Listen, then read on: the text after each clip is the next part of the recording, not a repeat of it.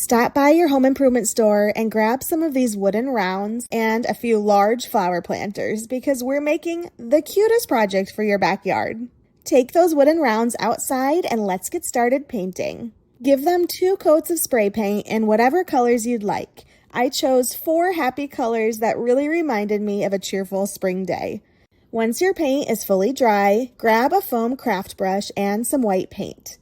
Use the end of your foam brush to paint circles onto one side of each wooden round to turn these into little mushroom tops. For the bigger mushroom spots, twist the foam brush in a wider circle. And for the smaller spots, just do a tiny little spin. This part is really fun because they instantly start looking like mushrooms. Once your first coat dries, go back with a second coat of the white paint to make your spots bright and solid.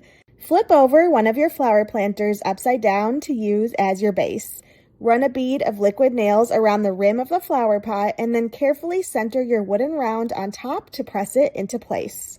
Repeat with each one and then allow the adhesive to cure according to the package instructions. And just like that, suddenly you have these adorable little mushroom stools. I wanted something playful and whimsical for summer, and these turned out even sweeter than I imagined. These feel straight out of a storybook, and they're surprisingly simple to make. I placed a screw in concrete for this brilliant garden decor, but first, I dug a shallow hole in dirt and lined it with plastic. Next, I mixed 1 bag of concrete by following the directions it came with.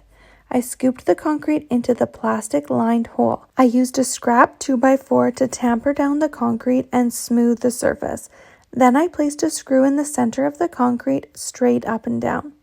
After about 20 hours, I removed the concrete from the plastic. I drilled a hole in the center of some driftwood, and then I screwed the top concrete part into the stick. I spray painted the concrete part. I drilled a hole into the ground, placed it in the hole, and then I added some dots with spray paint. Now I've got a concrete mushroom that will last so many years. So our play kitchen is still in really good shape. It's got a pretty neutral color scheme, but I want to do something fun with it so that it has a dual purpose. Most of your attachments will be attached underneath here, and just a quick turn of a Phillips screwdriver will remove all of those accessories.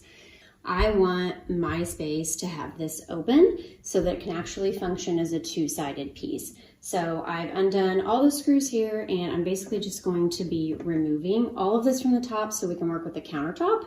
I'll be painting the faucet as well as the sink basin. We are going to give the countertop a fresh new look using this laminate countertop paper that I had left over from a previous project. So I'll just be using a rotary cutter. Scissors would be fine as well. We'll flip this over. And so anytime you're working with wallpaper or vinyl, it's always best to just kind of peel back a little bit of the edges and get it started. And then I'm gonna lay it just slightly overlapping the edges. So here's my magic tool. Anytime I'm doing peel and stick or vinyl, you need some sort of scraper. If you don't have a wallpaper scraper or something that you use for a vinyl cutting machine, simply an old gift card or outdated credit card would work just fine. But you're going to be using this to smooth out the surface and smooth out any bubbles or creases that might be in. And as I peel, I smooth it down. And I'm simply going to overlap some of these folds. I need to cut out this small hole for the sink. I said earlier that we're actually going to be turning this into something that's functional on both sides. And so I'm going to be taking these panels here, which aren't visible from the front side because they're covered by the drawers, and turning them around so instead of this brown side here, I'll have this nice clean white side to work with.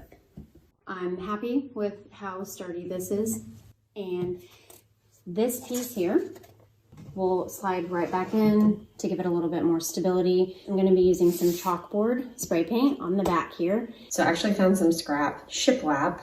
We're going to super glue, and then I'll be putting some small nails, actually with thin MDF staples sometimes can work better. So while those are drying, I am going to be attaching a couple of little wall pockets. There's a tiny hole pre-drilled here, and you can see I've already attached one. Another fun accessory that I want to add is just this shelf bracket, but I'm going to be mounting it to the side here. Okay guys, who's ready to install a sink? Seriously, fastest sink you'll ever install, I promise. I've already got the new spray painted handles attached, and now I just need to mount the faucet. Now the glue should be dry enough for me to go ahead and attach my bins. All right, the last little accessory to add is gonna be the Market chalkboard. One really important thing to remember when you're working with chalkboard paint is that before you use it, it has to be primed. So that simply just means taking a piece of chalk, rubbing it across the surface, and then wiping it clean. All right, guys, that's it. I hope you guys have enjoyed watching this Play Kitchen mini makeover market transformation, and that it's inspired you to get fun with the creative spaces in your own home for your little ones using what you have. You won't believe what I did with this $10 garage sale find. I grabbed this old wood filing cabinet at a garage sale, then I cut the cabinet down so it was a bit shorter. Then I cut some scrap MDF boards and I rounded the ends and I mitered the corners at 45 degrees and I attached it to the top using wood glue and brad nails. I filled all the holes with wood glue and let it dry. Then I sanded everything down and I gave it a really good wipe down with a damp rag, cleaned it all, and applied a spray can primer. This primer is gray because it's for darker paints. Once that was dry, I gave everything a sand with 220 grit sanding block. I wiped it all clean again and applied denim colored spray paint. Next, I applied antique rub and buff to the old hardware and reattached it once dry.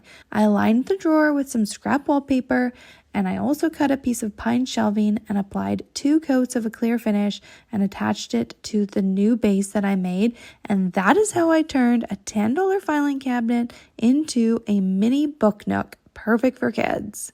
I grabbed this lawn ornament that was on sale and I turned it into something unexpected for my home. I drilled a hole in the top and in the back near the bottom. Then I had to somehow figure out how to get my cord from the top hole down through the bottom hole. I grabbed some flexible but stiff wire and I curved it a bit, and it took a few tries, but I did get it through. And then I used electrician's tape and I very tightly taped the wire onto the cord, and then I fed that through and it worked. Next, I attached the lamp fittings and I used construction adhesive to secure the lamp fitting to the lawn ornament.